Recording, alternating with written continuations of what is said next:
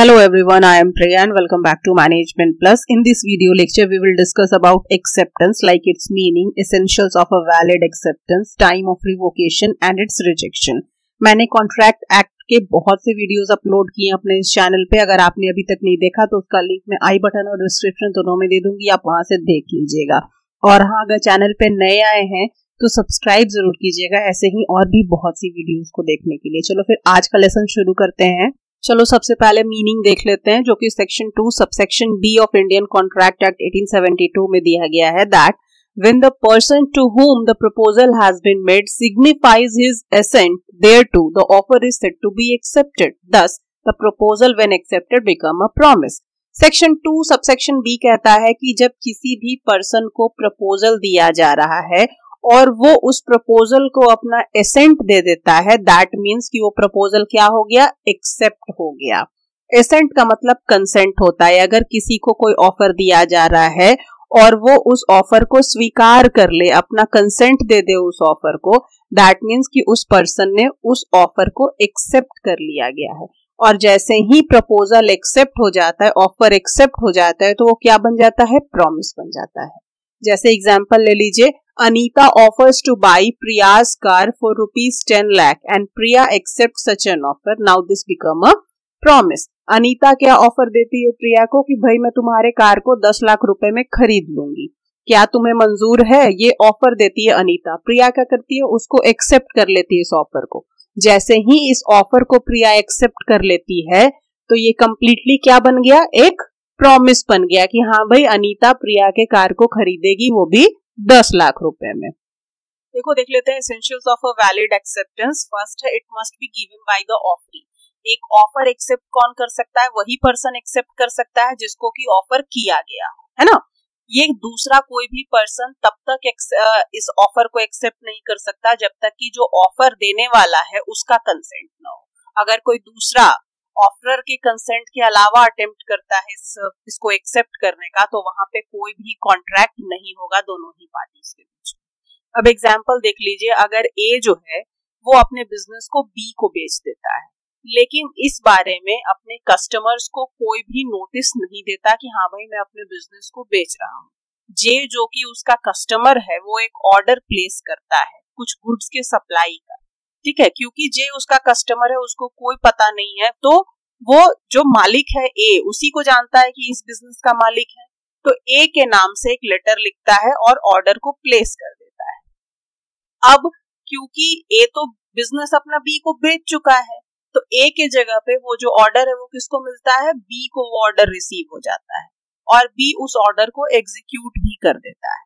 तो क्या जे और बी के बीच में कोई कॉन्ट्रैक्ट होगा, नहीं होगा, क्योंकि जे ने बी को ऑफर दिया ही नहीं था, जे ने ए को ऑफर दिया था. तो जिस बंदे को ऑफर दिया जाएगा वही उसको एक्सेप्ट कर सकता है, उसके जगह कोई और एक्सेप्ट नहीं कर सकता. नेक्स्ट क्या है आपका, it must be absolute and unconditional. In order to convert the offer into an agreement, the acceptance must be absolute and unconditional.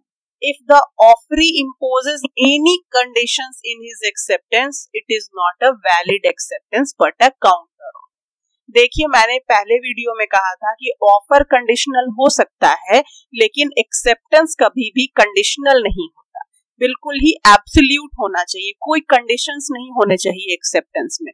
मतलब कि सपोज कीजिए, एग्जांपल से हम समझते हैं, A offer to sell his watch to B for ₹500 and B replies that he can buy it only for ₹300. There is a material variation in the acceptance, है ना. A offer कहता है B को कि भाई तुम मेरे घड़ी को 500 रुपए में खरीदोगे. A सेल करना चाहता है. B रिप्लाई क्या करता है कि हाँ भाई मैं इसको परचेस कर लूंगा, लेकिन 500 में नहीं करूंगा, 300 में करूंगा.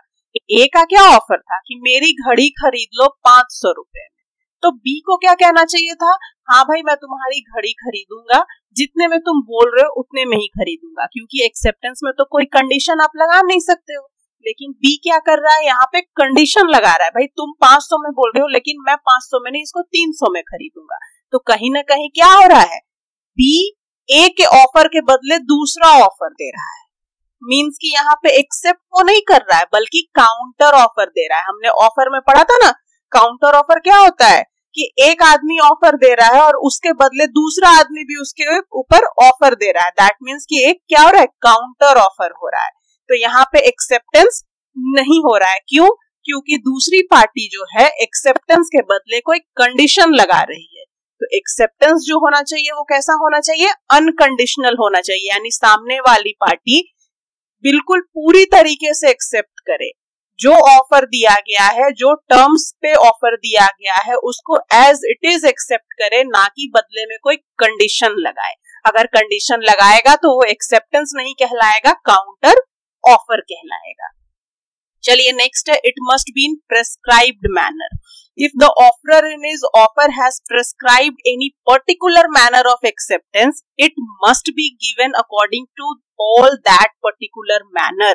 If no particular manner is prescribed in the offer, then acceptance should be made in a reasonable manner. अब देखिए, ऑफरर जो ऑफर करने वाला है अगर किसी प्रेस्क्राइब मैनर में एक्सेप्टेंस चाहता है ना, कोई खास तरीके से एक्सेप्टेंस चाहता है, तो वो जैसे तरीके से एक्सेप्टेंस चाहता है सामने वाली पार्टी को उसी तरीके से एक्सेप्ट करना होगा, है ना। अगर कोई प्रेस्क्राइब मोड नहीं कहा गया है तो आपको जो बेहतर लगे आप उस तरीके से एक्सेप्ट कर सकते हैं, लेकिन कोई प्रेस्क्राइब मैनर है तो उसी वे में आपको एक्सेप्टेंस देना होगा। जैसे एग्जांपल देख लीजिए, A makes an offer to B and write, if you accept the offer, send your acceptance by telegram. A offer देता है B को लिख करके कि अगर आपको मेरा ऑफर अगर स्वीकार है तो आप अपना एक्सेप्टेंस मुझे टेलीग्राम के थ्रू भेजिएगा, ठीक है। B इस एक्सेप्टेंस को मान लेता है और वो रजिस्टर्ड पोस्ट के थ्रू भेजता है, तो ये वैलिड एक्सेप्टेंस नहीं होगा, क्योंकि ऑफर देने वाले ने क्या कहा था कि अगर आपको मेरा ऑफर मंजूर है, आप एक्सेप्ट करना चाहते हैं, तो इसको टेलीग्राम के थ्रू ही लिख करके दीजिएगा। तो बी को क्या करना चाहिए था, टेलीग्राम के थ्रू ही लिख के देना चाहिए था, लेकिन इसने दिया रजिस्टर्ड पोस्ट के थ्रू। दैट मीन्स ये एक वैलिड एक्सेप्टेंस नहीं हुआ, ठीक है। But A should inform B that it is rejected because it is not the prescribe manner, है ना। ए ने क्या बोल दिया, भाई तुमने प्रेस्क्राइब मैनर में नहीं दिया, इसलिए ये क्या हो गया, रिजेक्ट हो गया। मतलब कि जो ऑफर देने वाला है जिस प्रेस्क्राइब मैनर में एक्सेप्टेंस चाहता है तो आपको उसी मैनर में एक्सेप्टेंस देना होगा। अगर नहीं चाहता, ऐसा कोई भी चीज मेंशन्ड नहीं है, तो आप किसी भी मैनर में दे सकते हैं। नेक्स्ट क्या है आपका, it must be communicated to the offer. In order to form a contract, the acceptance must be communicated to the offerer in a clear manner by the offeree or his authorized agent. देखिए, acceptance का क्या मतलब है कि आप चाह रहे हैं, आपका इंटेंशन है कि हाँ भाई इस ऑफर को मैं एक्सेप्ट कर लूं। दैट इज नॉट एनफ, आपको उसको कम्युनिकेट करना पड़ेगा। आप करो या फिर कोई आपका ऑथराइज एजेंट करे। भाई सामने वाला जो ऑफर देने वाला पार्टी है उसको बिल्कुल क्लियर कट पता चल जाना चाहिए कि आपने इस ऑफर को एक्सेप्ट कर लिया है। तो क्लियर कट कैसे पता चलेगा, आप उसको कम्युनिकेट करोगे तब पता चलेगा।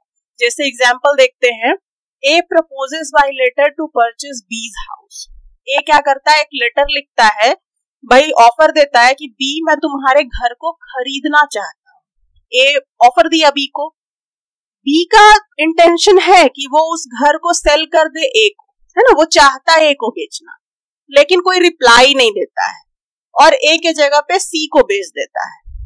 तो सी को बेच दिया, बी का इंटेंशन था ए को बेचने का, लेकिन सिर्फ इंटेंशन था, उसने कुछ भी कम्युनिकेशन नहीं किया, उसने कोई जवाब नहीं दिया।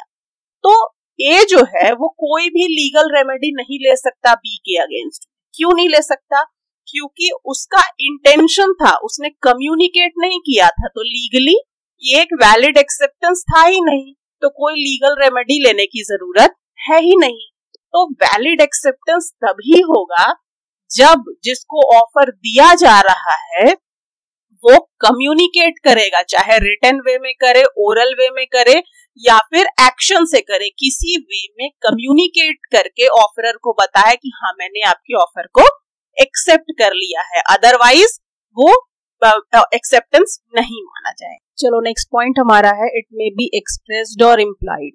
जो एक्सेप्टेंस है अगर वो वर्ड्स में बोल करके या लिख करके किया जाए तो ऐसे एक्सेप्टेंस को हम एक्सप्रेस एक्सेप्टेंस बोलते हैं, और अगर एक्सेप्टेंस थ्रू कंडक्ट या एक्शन किया जाए तो ऐसे एक्सेप्टेंस को हम इम्प्लाइड एक्सेप्टेंस बोलते हैं। क्लियर है? अब देखिए जैसे एग्जांपल लेते हैं, ए बी को चिट्ठी लिखता है कि भाई क्या तुम मेरी साइकिल 2000 में खरीदोगे। बी बदले में उधर से उसको चिट्ठी लिख करके बताता है कि हाँ ठीक है मैं तुम्हारे साइकिल को 2000 रुपए में खरीदूंगा।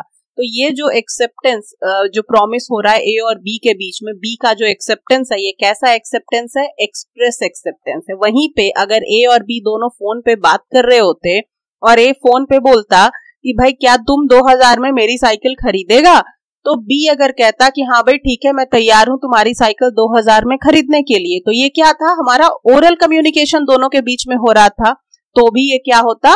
एक्सप्रेस एक्सेप्टेंस होता, क्योंकि बोलकर या लिखकर किसी भी तरीके से अगर एक्सेप्टेंस किया जाता है तो उसको एक्सप्रेस एक्सेप्टेंस ही बोलते हैं। जब बात करते हैं इम्प्लाइड एक्सेप्टेंस की, दैट मीन्स इसका एक एग्जांपल देख लीजिए कि सपोज कीजिए आप बस स्टैंड पे जाते हैं तो सारे बस पे बस का फेयर लिखा होता है और कहाँ जाने वाला है वो बताया हुआ होता है।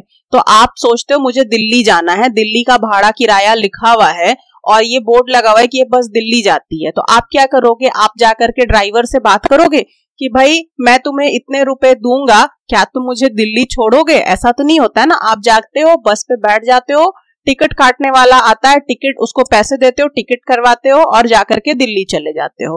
तो ये किस तरीके का एक्सेप्टेंस हुआ? वो ऑफर दे रहा है कि भाई हम आपको 200 रुपए में दिल्ली छोड़ देंगे, है ना। तो आपने क्या किया? उस ऑफर को एक्सेप्ट कर लिया। किस तरीके से किया? इम्प्लाइड वे में किया। मतलब आप सिंपली जाकर के बैठ गए बस में, आपने अपने एक्शन से, अपने कंडक्ट से बताया कि मुझे तुम्हारा ऑफर एक्सेप्टेड है। ठीक है, so that's all about today's video. अगर वीडियो पसंद आया हो तो कमेंट करके जरूर बताइएगा और हाँ अपने फ्रेंड्स के साथ शेयर जरूर कीजिएगा। मिलते हैं नेक्स्ट वीडियो में, तब तक के लिए स्टे ट्यून्ड, बाय बाय।